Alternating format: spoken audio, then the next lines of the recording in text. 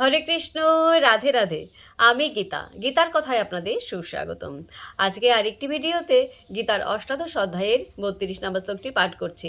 আপনারাও কিন্তু আমার সঙ্গে অবশ্যই পাঠ করবেন। ওং নমো ভগবতে বাসুদেবায়, ওং নমো ভগবতে বাসুদেবায়, ওং নমো ভগবতে বাসুদেবায়, ওং তৎসৎ। হরে কৃষ্ণ। শ্লোকটি আমার সঙ্গে উচ্চারণ করবেন।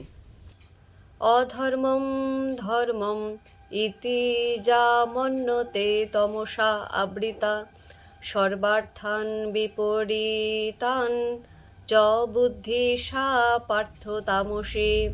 অনুবাদ: হে পার্থ, যে বুদ্ধি অধর্মকে ধর্ম এবং সমস্ত বস্তুকে বিপরীত বলে মনে করে, তমসাবৃত সেই বুদ্ধি তামসিকী।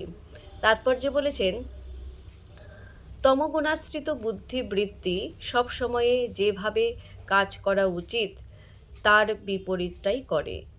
যেগুলি আসলে ধর্ম নয় সেগুলিকেই তারা ধর্ম বলে মেনে নেয় আর প্রকৃত ধর্মকে বর্জন করে। তামসিক লোকেরা মহাত্মাকে মনে করে সাধারণ মানুষ, আর সাধারণ মানুষকে মহাত্মা বলে মেনে নেয়। সকল কাজেই তারা কেবল ফুল পথটি গ্রহণ করে, তাই তার বুদ্ধি তমগুণে আচ্ছন্ন।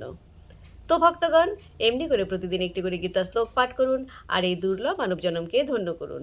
আর আমাকে কমেন্ট করেছেন সহদেব দে, সরস্বতী ঘোষ, অরিজিৎ পান্ডা, সুমন সিংহ, মালতী নাগা, শক্তিপদ মণ্ডল, পম্পা ভগত, জীবন দাস। সবাইকে অসংখ্য ধন্যবাদ আমাকে কমেন্ট করার জন্য।